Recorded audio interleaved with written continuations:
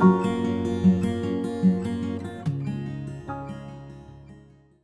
Guys, आप सभी को मेरा गुड मॉर्निंग और स्वागत आप सभी का उत्थान परिवार में। तो गाइज आज के सेशन में अपन डिस्कस करेंगे मृदा क्षरण एवं उनका संरक्षण। पिछले वीडियो में हमने डिस्कस किया था मृदा उत्पादकता के बारे में। मृदा उर्वरता और उत्पादकता के बारे में हमने कंप्लीट डिस्कस कर लिया था कि मृदा उर्वरता क्या है, इसको प्रभावित करने वाले कारक कौन कौन से हैं, मृदा उत्पादकता क्या होती है और इसको प्रभावित करने वाले जो मुख्य इसके फैक्टर है वो कौन कौन से थे, ये हमने कंप्लीट डिस्कस कर लिया था। साथ में हमने ये भी देखा था लास्ट में कि मृदा उर्वरता और उत्पादकता में क्या डिफरेंट है। तो चार इसमें मुख्य क्या देखी थी, विभिन्नता देखी थी। और उसके साथ में हमने ये भी डिस्कस कर लिया था कि इस जो बोर्ड क्लास में आए हुए क्वेश्चन का जो टाइप था, कौन से सन में कौन से क्वेश्चन आए होते। तो गाइस आपको मुझे उम्मीद है कि आपको बढ़िया तरीके से समझ में आ गया होगा। और वो टॉपिक बहुत मोस्ट इंपॉर्टेंट भी है गाइस, एंट्रेंस टेस्ट और कॉम्पिटिटिव एग्जाम और बोर्ड क्लास सभी की तरफ से, ठीक है ना गाइस। तो यदि आपको समझ में नहीं आया तो दोबारा से देख लीजिएगा, लेकिन मुझे उम्मीद है क्योंकि मैंने आपको बढ़िया तरीके से एक एक पॉइंट को अच्छे से समझाया था। तो गाइस आज के सेशन में अपन डिस्कस करेंगे मृदा क्षरण एवं संरक्षण। वीडियो को स्टार्ट करने से पहले आज आपको मैं ये बताऊंगा कि गाइस लाइफ में हमेशा खुश रहो, बिंदास रहो, बस पढ़ते रहो, अच्छा करो। और खुश कब रहोगे, जब आपकी सोच क्या होगी, पॉजिटिव होगी। गाइस कभी भी लाइफ में कभी भी नेगेटिव मत सोचना। जिस दिन आपने यदि नेगेटिव सोच लिया ना और आपकी सोच खराब हो गई तो आप हमेशा परेशान रहोगे, कभी भी सुखी नहीं रहोगे। कहते हैं ना पहला सुख निरोगी काया, तो आपकी जो काया है ना गाइस वो बिगड़ जाएगी, सीधी सी बात है। तो लाइफ में हमेशा खुश रहो और खुश रहने का जो फॉर्मूला है ना वो है सोच अपनी पॉजिटिव होनी चाहिए। पॉजिटिव सोच होगी ना तो लाइफ में आप बहुत आगे जाओगे। जो आपके ड्रीम्स है ना गाइस वो पूरे होंगे, ये मैं गारंटी देता हूँ 100%। पॉजिटिव सोच रखोगे तो आपके ड्रीम्स पूरे होंगे, कंप्लीट होंगे। जो आपने सोच रखा है, जो आप बनना चाहते हो लाइफ में अच्छा करना चाहते हो, वो पूरे आपके ड्रीम्स होंगे, ये मैं आपसे वादा करता हूँ। लेकिन शर्त ये कि आप हमेशा दूसरों का भला सोचिए और सोच को पॉजिटिव रखिए, बस और कुछ मत करिए। बिंदास रहिए और अधिक से अधिक सीखने की कोशिश कीजिए। ज्ञान हमेशा कहीं ना कहीं काम आता है गाइज। ऐसा नहीं है कि एग्रीकल्चर के स्टूडेंट है तो अपन कुछ अदर पढ़े ही नहीं, ज्ञान हमारा कहीं भी किस रूप में भी काम आ सकता है। इसलिए जहां भी ज्ञान मिले ना वहीं से ले लो, बस कोई दिक्कत नहीं है, ठीक है ना गाइज। कहते हैं कि जो उड़ने का शौक रखते हैं ना, जो उड़ने का शौक रखते हैं वो गिरने का खौफ नहीं रखते। जो उड़ना चाहते हैं ना वो गिरने का डर नहीं है कि बस हमें तो उड़ना है। तो हमें क्या करना है, उड़ना है, ऊंचाइयां, हमें बहुत आगे जाना है गाइज। उसके लिए क्या करना होगा, बढ़िया सोच रखनी होगी, ठीक है ना गाइज। तो स्टार्ट करते हैं आज का सेशन। मृदा क्षरण एवं संरक्षण रटने की कोशिश बिल्कुल भी मत करना गाइज। मैं एक एक शब्द को हिंदी के संधि विच्छेद तो सुना होगा आपने, उसकी तरह तोड़कर आपको बताऊंगा ताकि आपको हमेशा क्या रहे, याद रहे। और गाइज ये जो टॉपिक है ना ये कॉम्पिटिटिव एग्जाम की तरफ से भी क्या है, मोस्ट इंपोर्टेंट है। तो अपन साथ में ये भी देखेंगे कि जेट आईसीआर में यहाँ से क्वेश्चन किस हिसाब से पुटअप होता है और अपने बोर्ड क्लास में कैसे क्वेश्चन आते हैं वो भी अपन साथ में ही डिस्कस करेंगे, ठीक है ना गाइज। तो स्टार्ट करते हैं आज का सेशन। और आज का सेशन में अपन पढ़ेंगे मृदा क्षरण और संरक्षण। मृदा क्षरण क्या होता है और संरक्षण, तो देखिएगा इस शब्द का अर्थ जानिए सबसे पहले तो कि शब्द का अर्थ क्या होता है। तो देखिएगा इस क्षरण का मतलब होता है कटाव, और क्षरण को इंग्लिश में क्या कहते हैं, इरेशन, और संरक्षण को इंग्लिश में क्या कहते हैं, कंजर्वेशन। तो गाइस मैंने आपको बताया था कि अपन इंग्लिश को भी क्या करेंगे, साथ साथ में कवर करेंगे, क्योंकि आगे यही इंग्लिश क्या हमारे को काम आने वाली है, ठीक है ना। तो अपन साथ साथ में इंग्लिश को भी कवर करेंगे। गाइस क्षरण का अर्थ होता है कटाव और संरक्षण का मतलब होता है बचाव। जो कटाव होगा ना उसका क्या करेंगे, बचाव। अब कटाव कैसे होगा, कटाव किन के द्वारा होगा, एक तो जल के द्वारा होता है और एक वायु के द्वारा होता है, ठीक है ना। एक तो जल के द्वारा कटाव होगा मृदा में और एक वायु के द्वारा। कटाव किसका होगा, मृदा का होगा। किसका होगा, मृदा का होगा। और वो दो रूपों में होगा, दो शक्तियों से होगा, एक तो जल के द्वारा कटाव होगा और एक वायु के द्वारा कटाव होगा। अब कटाव से हमें हानि होगी तो उसके लिए क्या करेंगे, बचाव करेंगे। क्या करेंगे गाइस, बचाव करेंगे। तो अब देखिए ये तो इसका अर्थ हो गया, शब्दों का अर्थ आपको बढ़िया तरीके से समझ में आ जाना चाहिए। इसका मतलब हमें यहीं पर सब कुछ चीजें याद हो जाएंगी। तो अर्थ आपको बढ़िया तरीके से आई होप कि समझ में आ गया होगा। तो देखिए अब थोड़ी सी इसकी डेफिनेशन देख लेते हैं कि ये कहना क्या चाहता है। तो मृदा क्षरण का मतलब क्या होता है, कटाव। अब कटाव हुआ तो कटाव में क्या होगा, जो मृदा के कण थे, किसके कण, मृदा के कण एक स्थान से कहां जाएंगे, दूसरे स्थान पर। एक स्थान से कहां जाएंगे, दूसरे स्थान पर। किस रूप में, भौतिक रूप में। किस रूप में जाएंगे गाइस, भौतिक रूप में। अब भौतिक तो आप जानते हो, कण हो गया, ठीक है ना। पिछले वीडियो में हमने बढ़िया तरीके से इसको समझाया था कि भौतिक गुण क्या होता है। वो वाला वीडियो आप देखिए, ठीक है ना गाइस। जो पहले वाले वीडियो है वो आप कंप्लीट देखिए। आप लोग क्या करते हो, वीडियो को पूरा नहीं देखते, ये आपकी सबसे बड़ी कमी है गाइस। क्या करते हो, थोड़ा थोड़ा देख लिया, ठीक है मुझे ये भी आता है, ये भी आता है। आप कंप्लीट रूप से एकांत में बैठकर और साथ में कागज और पेन, ठीक है ना, वो आपके हाथ में होना चाहिए और एकांत में बैठकर आप वीडियो को देखा करो। आप क्या करते हो, बैठ के कहीं भी बातें भी सुन रहे हो, वीडियो भी देख रहे हो और फिर क्या कहते हो, मुझे तो कुछ समझ में नहीं आ रहा। तो गाइस समझ में कैसे आएगा, आप एकांत में बैठकर वीडियो को कंप्लीट देखा करो लास्ट एंड तक, तब आपको बहुत बढ़िया आपको बेनिफिट मिलेगा, ठीक है ना गाइस।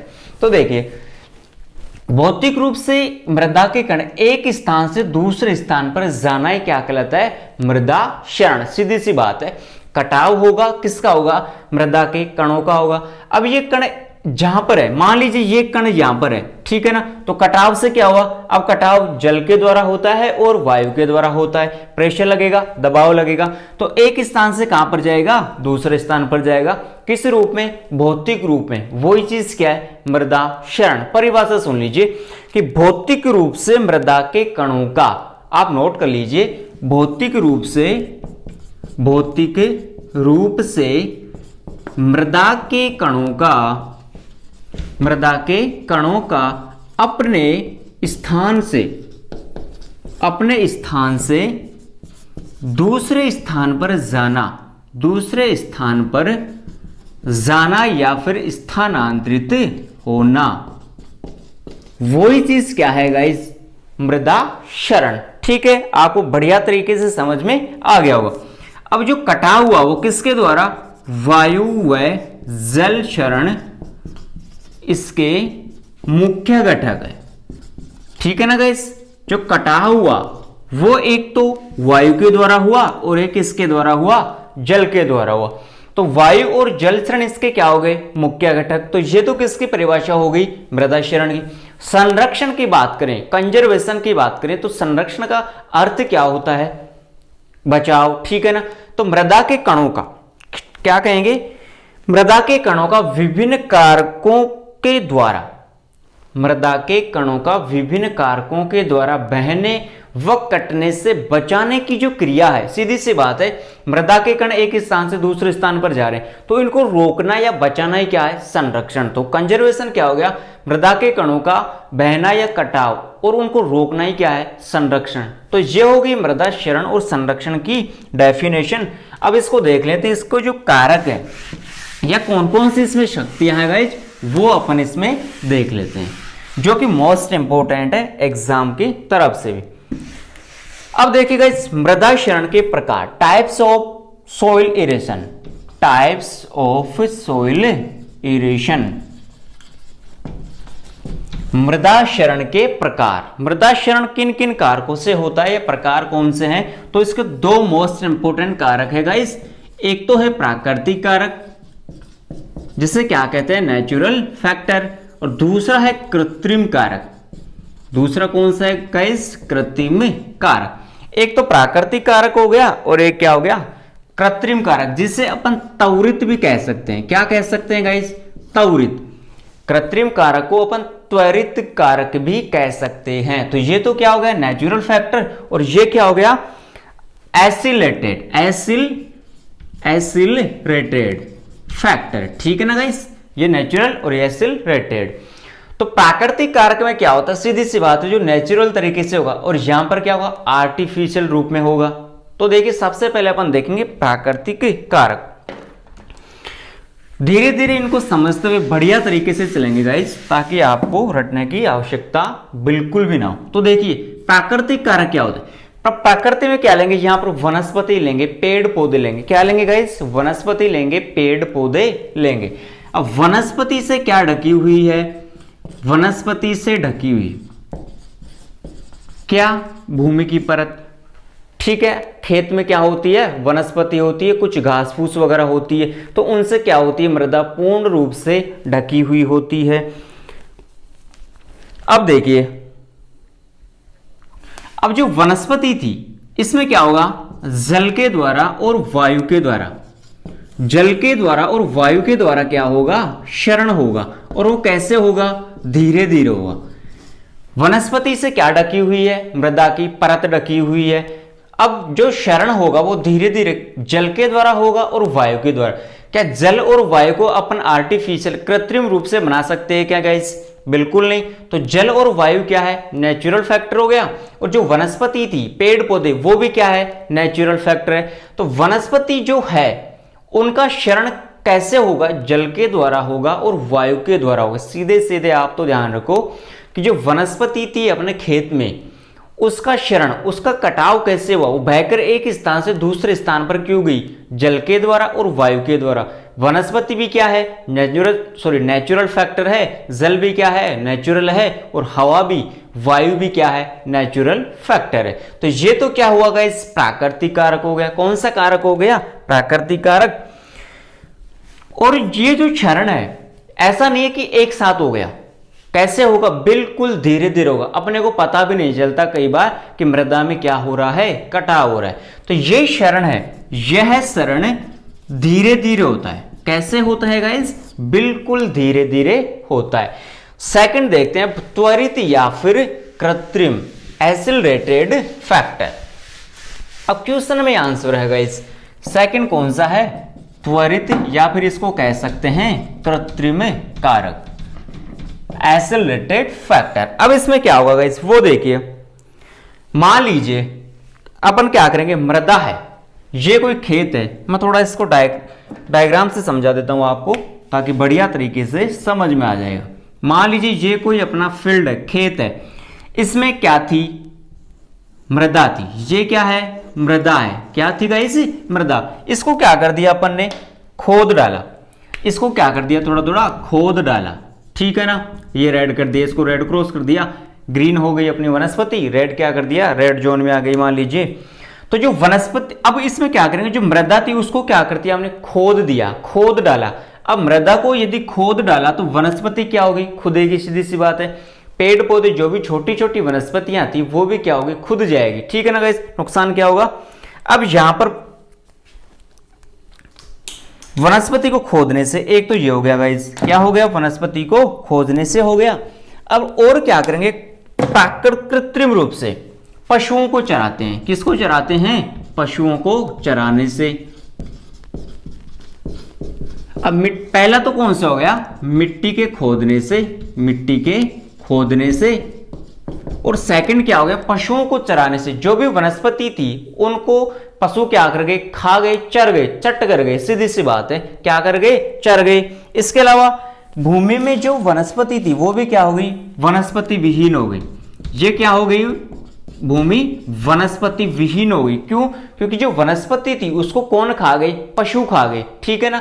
तो मिट्टी के खोदने से क्या होगा, अब मिट्टी खुदी, तो मिट्टी के खोदने से मिट्टी के कण बिखर गए, तितर बितर हो गए। ठीक है ना। तो जब वायु होगी और जल होगा तो उनके द्वारा क्या होगा, ये कण एक स्थान से दूसरे स्थान पर चले जाएंगे। पशुओं को चराने से जो वनस्पति थी वो पूरी खत्म हो गई, इसलिए क्या कह दिया, वनस्पति विहीन हो गई। ठीक है ना।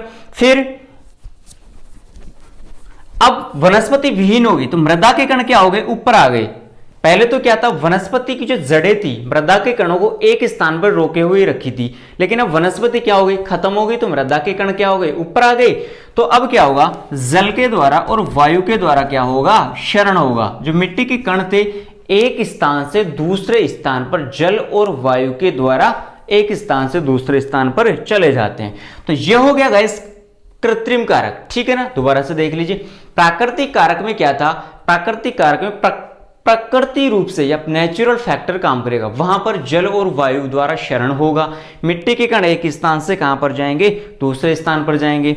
किसके द्वारा, जल के द्वारा और वायु के द्वारा। जो ढकी हुई थी मिट्टी, त्वरित या नेचुरली आर्टिफिशियल या एसिलरेटेड फैक्टर में क्या होगा गाइस, जो वनस्पति थी उसको पशु खा गए, तो वनस्पति विहीन हो गई भूमि। भूमि को हमने क्या कर दिया, खोद डाला। तो मिट्टी के कण वायु और जल के द्वारा एक स्थान से कहां पर जाते हैं, दूसरे स्थान पर।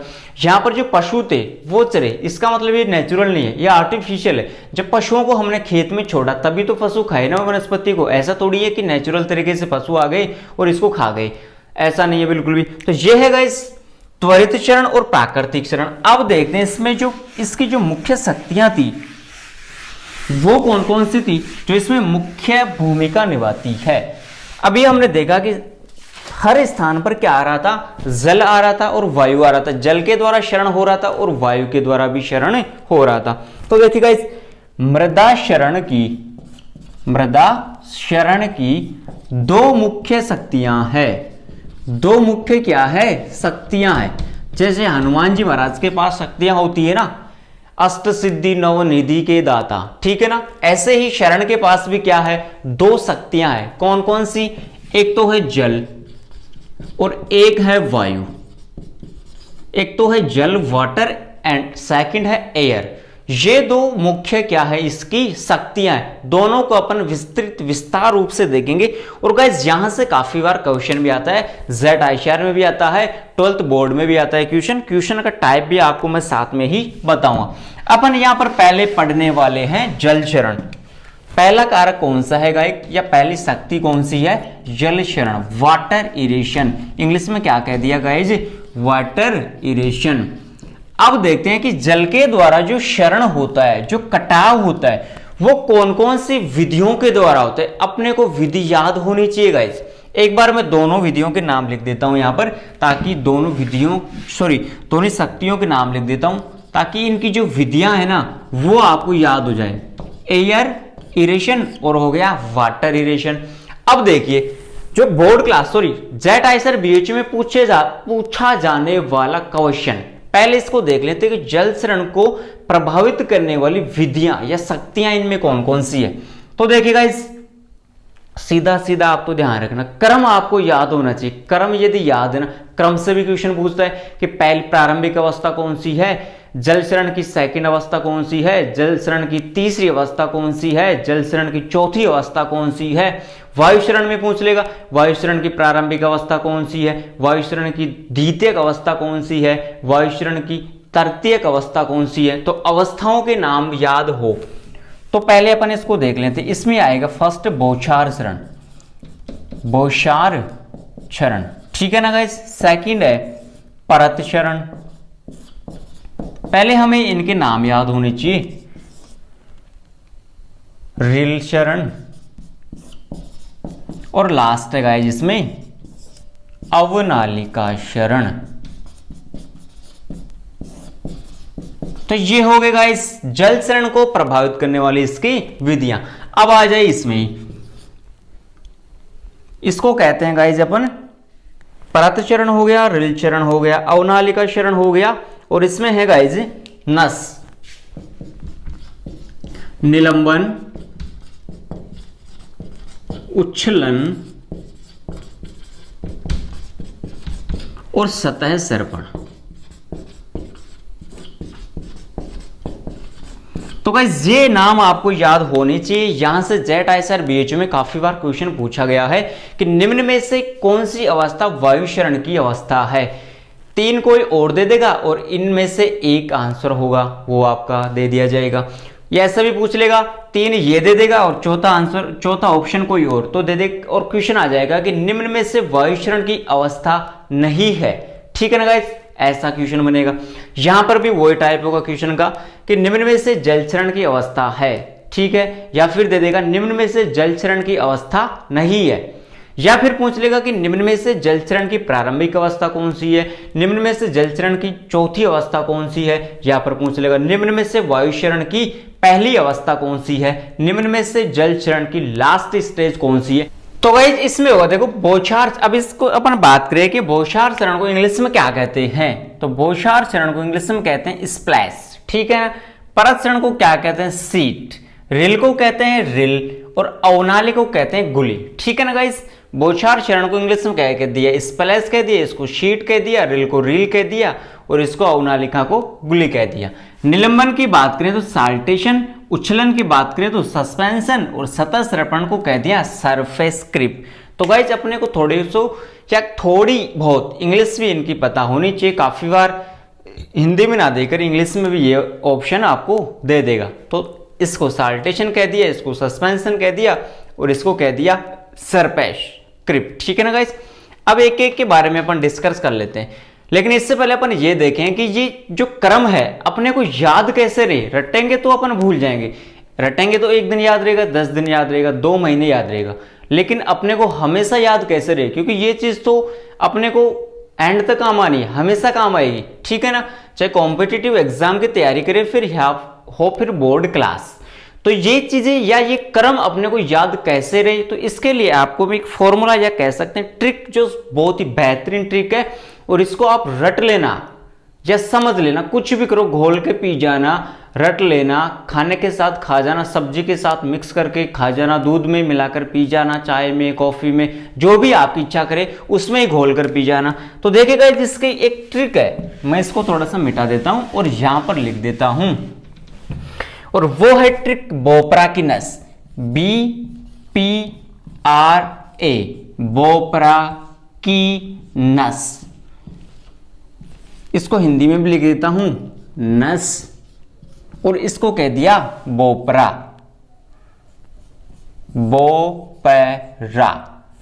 बोपरा की नस। अब देखिएगा इस बोपरा की नस में बी से क्या हुआ, बी से तो क्या हुआ, बौछार चरण, ठीक है ना। पी से क्या हुआ, परत चरण।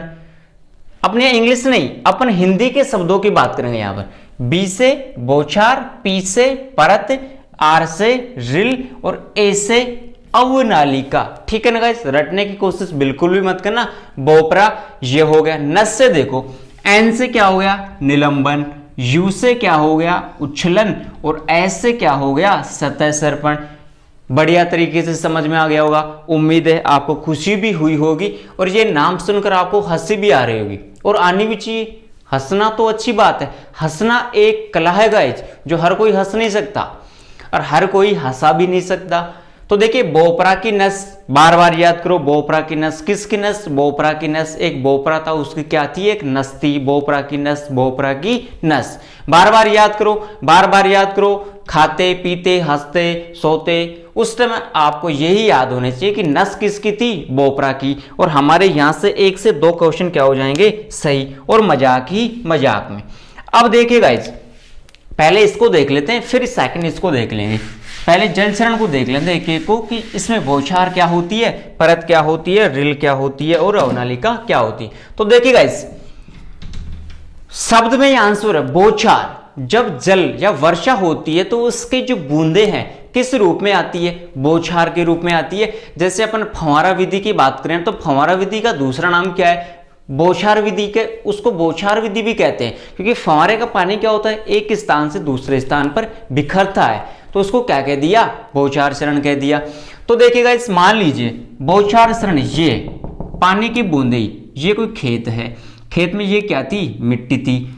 अब ये पानी की बूंदे आई बरसात के रूप में। समझने की कोशिश करना, आप कंसंट्रेट होकर, यहां आपका ध्यान यहां होना चाहिए, कंसंट्रेट कहते हैं ना। तब ये वर्षा की जो बूंदे थी कहां पर आई, जमीन पर आई। कहां पर आई गाइस, जमीन पर आई। अब कहां पर गिरेंगी, मिट्टी के कणों पर गिरेंगी। तो आपने देखा होगा कि सूखी मृदा होती है, शुष्क जो मृदा होती है, मृदा सूखी हुई, जब गीली मृदा नहीं होती। आप देखना इस समय बारिश हो रही है, तो कहीं जमीन यदि सूखी हुई हो घर के आसपास, तो आप देखना जब बारिश होगी ना, तो जब बारिश होगी और बारिश के समय ये बूंदे गिरेंगी ना कणों पर, तो कण यहां से उठकर यहां चले जाएंगे, ये वाले कण यहां चले जाएंगे, ये वाले कण यहां चले जाएंगे, एक स्थान से, ठीक है ना। दोबारा से सुन लीजिए, मान लीजिए ये क्या है, परत है, ये ऊपर की क्या है, परत है, मिट्टी है। अब मिट्टी के कणों पर क्या गिरी, पानी की बूंदे गिरी, बौछार के रूप में गिरी, तो क्या होंगे, गिरेंगी तो मिट्टी के कण यहां से उठकर एक स्थान से कहां पर चले जाएंगे, दूसरे स्थान पर। इसका मतलब क्या हुआ, कण तितर बितर हो गए, सीधी सी बात करें, बावड़े हो गए। क्या हो गए, बावड़े हो गए, मिट्टी के कण क्या हो गए गाइस, बावड़े, तितर बितर हो गए। तो ये कौन सी अवस्था थी, बौछार क्षरण। इसमें क्या होता है कि वर्षा की बूंदें जब मिट्टी के कणों पर गिरती है तो मिट्टी के कण एक स्थान से दूसरे स्थान पर स्थानांतरित हो जाते हैं, या फिर कह सकते हैं कि मिट्टी के कण तितर बितर हो जाते हैं, बावड़े हो जाते हैं गाइज। तो ये थी फर्स्ट, और इसको क्या कह दिया, यह जल क्षरण की प्रारंभिक अवस्था है, फर्स्ट स्टेज है, ये आपको पता होना चाहिए गाइस। और पूछा हुआ क्वेश्चन भी है कि जल क्षरण की प्रारंभिक अवस्था कौन सी है, तो आपको ये समझ में आ गई होगी। सेकंड देखिएगा इस परत क्षरण। तो देखिएगा इस परत क्षरण की बात करें तो मान लीजिए ये कोई फील्ड है, अपना खेत है। अब वर्षा क्या हो गई, अधिक हो गई, यहां पर क्या हो गई, वर्षा अधिक हो गई। अब वर्षा अधिक हो गई तो खेत में क्या भर गया, पानी भर गया। अब पानी भरेगा तो खेत से बाहर भी तो जाएगा ना, उसका जल निकास तो होगा, ड्रेनेज जिसे कहते हैं, जल निकास, अतिरिक्त जल को खेत से बाहर निकालना ही क्या है, ड्रेनेज है। तो गाइस यहां पर वर्षा अधिक हुई और खेत में क्या भर गया, पानी भर गया। अब पानी भर गया तो मिट्टी के कण, अब पानी जब बाहर जाएगा तो पानी के साथ मिट्टी के जो कण है वो भी तो घुलकर बाहर आएंगे, ठीक है। अब जब मिट्टी के कण भी घुलकर बाहर आएंगे तो मिट्टी के कणों के साथ में क्या आएंगे, पोषक तत्व भी आएंगे, क्योंकि पोषक तत्व मृदा की ऊपर वाली परत में ही उपस्थित होते हैं। क्योंकि अपन खाद जो देते हैं, गोबर की खाद हुई, वर्मी कंपोस्ट हुई, यूरिया हुआ, उर्वरक वगैरह हुए, वो सभी कहां पर देते हैं, ऊपर वाली परत में ही तो देते हैं। तो मिट्टी के कणों के साथ में पोषक तत्व भी बहकर कहां चले जाएंगे, एक स्थान से दूसरे स्थान पर चले जाएंगे। तो यहां पर क्या हो गई, उर्वरता की कमी हो गई, भूमि कैसी हो गई, अन्न उपजाऊपन हो गई। कैसी हो गई गाइज, अन्न उपजाऊपन हो गई, या फिर कहें कि उर्वरता क्या हो गई, यहां पर कम हो गई। अब सीधी सी बात है कि मोस्ट इंपोर्टेंट क्वेश्चन बनता है पै बराबर पै, सीधे सीधे से ध्यान रखना, पै बराबर पै। पै से तो क्या हुआ, परत क्षरण, और पै बराबर हो गया पोषक तत्व। पै बराबर पै, ये आप तो ये ध्यान रखना। अब क्वेश्चन कैसे बनता है उसका टाइप देखिए कि जल क्षरण की वह कौन सी अवस्था है जिसमें पोषक तत्वों की सबसे ज्यादा हानि होती है। तो पै बराबर पै, पोषक तत्वों की हानि परत क्षरण में हो गई। सेकंड टाइप क्या बनता है क्वेश्चन का कि जल, क्वेश्चन को लिख लीजिएगा गाइस, मोस्ट इंपोर्टेंट है, पूछा हुआ क्वेश्चन है, पूछता भी है। जल क्षरण की वह कौन सी अवस्था है जो कृषि की दृष्टि से सबसे हानिकारक अवस्था है, और वो कौन सी है, परत क्षरण। हानिकारक क्यों का, क्योंकि यहां पर पोषक तत्व मिट्टी के कणों के साथ बहकर चले गए। तो पोषक तत्व बहकर चले गए तो भूमि कैसी हो गई, अन्न उपजाऊपन हो गई, ठीक है ना गाइस। तो ये थी सेकंड स्टेज, परत क्षरण। और ये जल क्षरण की कौन सी अवस्था है गाइस, द्वितीय क्षरण। कौन सी अवस्था है, द्वितीय अवस्था है। थर्ड की बात करें, रिल। थर्ड कौन सी है गाइज, रिल अवस्था है। तो देखिए यह है अपना कोई फील्ड है, खेत है, क्या है गाइज, खेत है। यहां पर हमने क्या लगा दी, फसल लगा दी। फसल ग्रीन होती है तो मैं इसको ग्रीन ही कर देता हूं। ये क्या लगा दी, यहां पर फसल लगा दी। अब यहां पर क्या हुआ, वर्षा हो गई, क्या हो गई, वर्षा हो गई, खेत में पानी भर गया।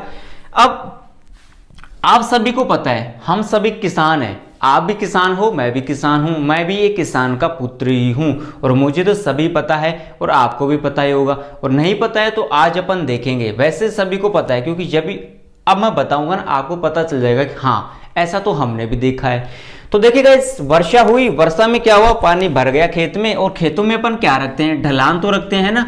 ढलान क्यों रखते हैं, ताकि वर्षा हो, और वर्षा के समय जब पानी भर जाता है खेत में तो वो ढलान के विपरीत या फिर नीचे आ जाए, पानी बहकर ऊपर वाले स्थान से नीचे वाले स्थान पर आ जाए, उसे क्या कहते हैं, जल निकास कहते हैं। तो पानी क्या हुआ, ढलान था, इस साइड क्या है, ढलान, तो पानी ऊपर से कहां गया, नीचे आ गया। और जब पानी ऊपर से नीचे की तरफ आता है तो आपने देखा होगा कि छोटी छोटी नालियां बन जाती है। छोटी छोटी क्या बन जाती है गाइस, नालियां। जहां पर ढलान है और ढलान यहां पर अधिक है तो नालियां भी कहां बनेगी, यहां पर बनेगी। बिल्कुल छोटी छोटी क्या बन जाती है, नालियां, बिल्कुल ऊपर वाली परत में, ठीक है ना गाइस। अब जो ये छोटी छोटी नालियां बनी, क्या इनसे नुकसान होगा क्या? इतना नुकसान तो नहीं होता, होता तो है लेकिन इतना नहीं होता, भारी नुकसान नहीं होता जैसे परत क्षरण में हुआ था वो वाला नुकसान नहीं होगा। अब जो छोटी छोटी नालियां बनी, क्या इनको नष्ट कर सकते हैं? बिल्कुल नष्ट कर सकते हैं। कैसे? जब जुताई करते हैं ना खेत की, तो जुताई के समय ये नालियां क्या हो जाती है? नष्ट हो जाती है। क्या हो जाती है गाइस? नष्ट हो जाती है।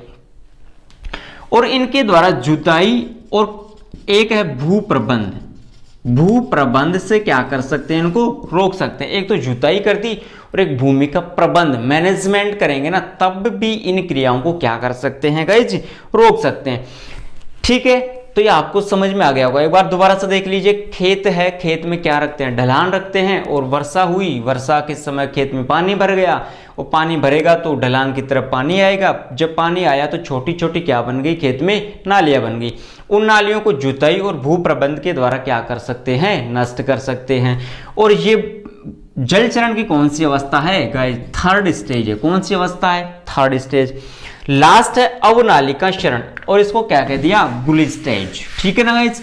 अब सीधे सीधे शब्दों में अपन बात करें कि रिल क्षरण की बड़ी अवस्था, या फिर कह सकते हैं इसका बड़ा आकार, बड़ा रूप, बड़ा स्वरूप कौन सा है? अवनालिका। या फिर कहें कि ये इसकी छोटी बहन है और ये इसकी क्या है? बड़ी बहन है। रिल तो क्या है? छोटी बहन हो गई। अवनालिका क्या हो गई? इसकी बड़ी बहन हो गई। अब रिल क्षरण के बाद अवनालिका क्षरण में क्या होता है कि आपने देखा होगा जब वर्षा होती है, भयंकर वर्षा होती है, तो नाले पड़ जाते हैं खेत में। जो मेड़ होती है ना खेत के चारों तरफ, वो क्या हो जाती है? टूट जाती है पानी के बहाव से, और बड़े बड़े क्या बन जाते हैं? नाले बन जाते हैं। और ये कौन सी अवस्था हुई? अवनालिका अवस्था हुई। और इसको अपन कृषि की या कृषि क्रियाओं के द्वारा नष्ट नहीं कर सकते, जुताई के द्वारा नष्ट नहीं हो सकती। रिल अवस्था ही जुताई के द्वारा नष्ट हो सकती है। तो गाइस ये थी जल चरण की अवस्थाएं, बौछार, परत, रिल और अवनालिका। आपको बढ़िया तरीके से समझ में आ गई होगी। अब देखते हैं वायु क्षरण की अवस्थाएं, जो कि मोस्ट इंपोर्टेंट है। सेकंड कौन सा था गाइस? वायु क्षरण। वायु क्षरण, सोइल इरेशन। और इसमें कितनी स्टेज थी गाइस? 3 स्टेज। सबसे पहले कौन सी थी? निलंबन, नस, जिसको अपन क्या कहा था? एन्युअस नस। निलंबन, उच्छलन और सतह सर्पण। सतह सर्पण, ये इसकी 3 स्टेज हो गई गाइस। अब देखिए क्वेश्चन में आंसर है, रटने की कोशिश बिल्कुल भी मत करना गाइस। निलंबन को क्या कहा था? साल्टेशन, इसको सस्पेंशन, और इसको क्या कहा था गाइस? सस्पेंशन, और इसको क्या कह दिया था? गुली, सॉरी अवनालिका थी। ये सरफेस, सरफेस, ठीक है ना? Surface, suspension, saltation, saltation, suspension, और ये हो गई सरफेस, सतह सर्पण। ठीक है ना गाइस? अब देखिए जो मुख्य इंपोर्टेंट है इसमें, निलंबन। निलंबन का सीधा सीधा अर्थ होता है गायब होना। गायब होना या छुप जाना। छुप जाना, जो छुप जाना का मतलब क्या हुआ? जो हमें दिखाई नहीं देता, ठीक है ना? उसे क्या कहते हैं? निलंबन। अब देखिए इसमें क्या होगा?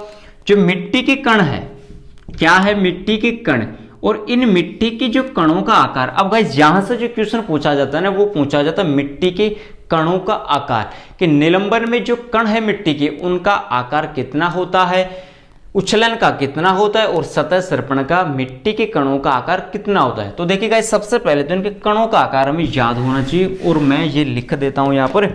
इसका होता है 0.1 mm से कम, इसका होता है 0.1 से 0.5 mm, और इसका होता है 0.5 mm से अधिक। और ये कब याद होगा? जब आपको ये क्रम याद होगा। बोपरा की नस, बोपरा की नस, इसका होता है 0.1 mm से कम, 0.1 से स्टार्ट हुई 0.5 mm, और 0.5 mm से अधिक। ऊपर कम है तो नीचे क्या होगी? ज्यादा होगी, ठीक है ना? ऊपर क्या थी? कम, तो नीचे क्या होगी? ज्यादा होगी। ये क्या है? इनके कणों का आकार। अब देखिए निलंबन में क्या हुआ था? गायब होना। इसमें क्या होता है? जो मिट्टी के कण होते हैं ना, ये क्या है? मिट्टी के कण, और इनका आकार कितना है? 0.1 mm। इसका मतलब बिल्कुल हल्का आकार है, ठीक है ना? बिल्कुल कम से कम, जिनमें कोई भार नहीं है, कोई वजन नहीं है। अब ये मिट्टी के कण एक स्थान से कहां जाएंगे? दूसरे स्थान पर, या फिर कह सकते हैं हजारों किलोमीटर दूर चले जाते हैं। मिट्टी के कण वायु के दाब से, जब वायु चलती है ना तो इनके कण एक स्थान से दूसरे स्थान, इसका मतलब हजारों किलोमीटर दूर चले जाते हैं। और हजारों किलोमीटर यदि कोई वस्तु चली जाती है तो हमें दिखाई देती है कि गाइस, बिल्कुल दिखाई नहीं देती। तो निलंबन का मतलब होता है गायब होना, सीधी सीधी सी बात है। निलंबन का अर्थ क्या हुआ? गायब होना। और इसमें जो क्षरण होता है ना वायु के द्वारा, वो 5% होता है। क्या होता है? कितना होता है गाइस? 5% नुकसान होता है। और इनके कणों का आकार कितना हुआ? 0.1 mm से कम। और इसके कण एक स्थान से दूसरे स्थान पर चले जाते हैं, या फिर कह सकते हैं कि हजारों किलोमीटर दूर चले जाते हैं, जो हमें दिखाई भी नहीं देते। सेकंड है उछलन। तो उछलन में से उछलना, उछलने का मतलब क्या हुआ? उछलना।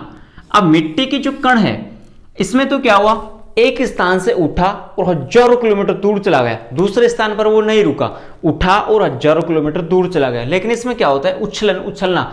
आपने देखा होगा कि बंदर जब उछलता है ना, एक स्थान से उछलेगा दूसरे स्थान पर, तो वो क्या होगा? नीचे तो आएगा। ऐसा थोड़ी है कि एक स्थान से उछला और लाखों करोड़ों किलोमीटर दूर चला गया, ऐसा बिल्कुल भी नहीं होता। एक स्थान से उछला और दूसरे स्थान पर वो बैठ जाएगा। तो उछलन में क्या होगा? मिट्टी की कण एक स्थान से उछला और दूसरे स्थान पर चला गया, ठीक है। इसका मतलब वो दिख तो रहा है ना हमें।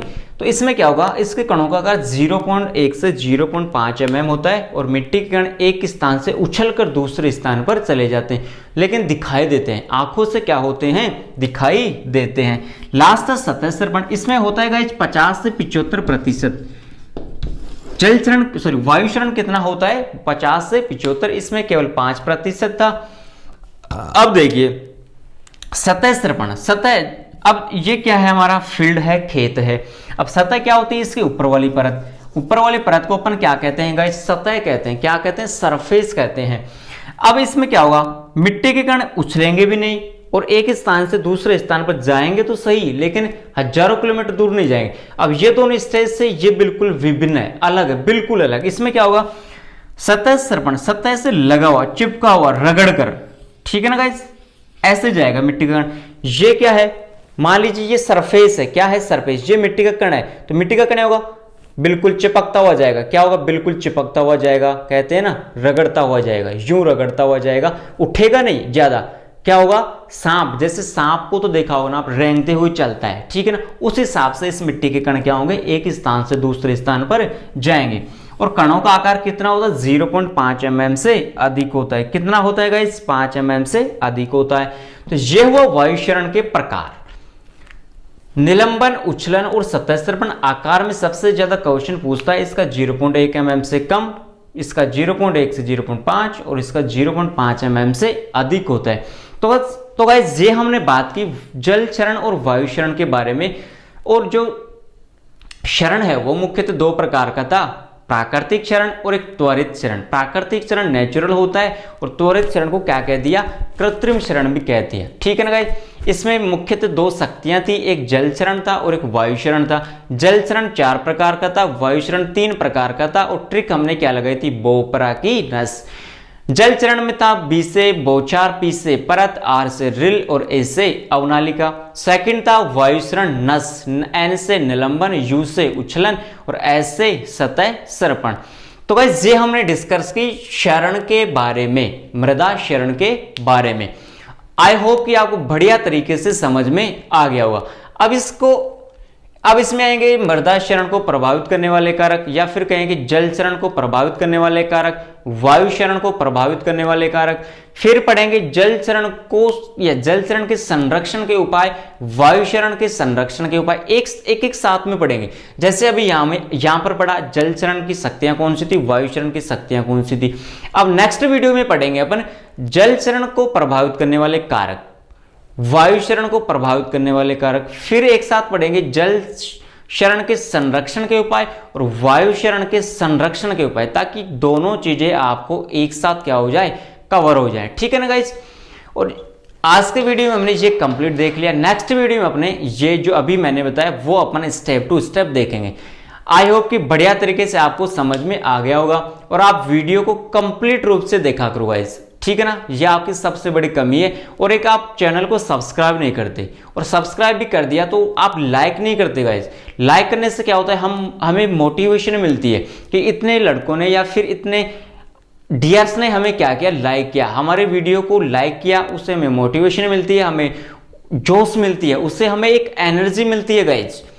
क्या मिलती है, एनर्जी। और जब बॉडी में एनर्जी मिलती है तो आपको भी पता है कितनी फुर्ती होती है पढ़ाने की, सीखने की, सिखाने की।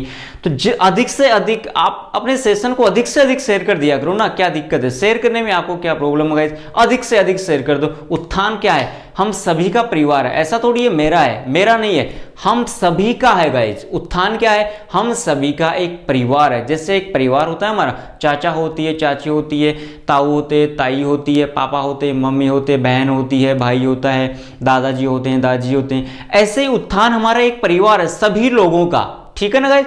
तो सेशन को अधिक से अधिक शेयर कर दो, सब्सक्राइब कर दो चैनल को, साथ में बेल आइकन को प्रेस कर दो, ताकि जो भी हमारा नेक्स्ट वीडियो आए उसका नोटिफिकेशन आपको टाइम टू टाइम मिलते रहे। और गाइज 11th का भी अपन बैच स्टार्ट करेंगे कंप्लीट सेशन में, और कंप्लीट सिलेबस उसको पढ़ाएंगे। बस 10th का रिजल्ट आ जाए, 10th के रिजल्ट के बाद में अपन 11th का भी बैच स्टार्ट कर देंगे, ठीक है ना गाइज। थैंक यू, जय जवान जय किसान।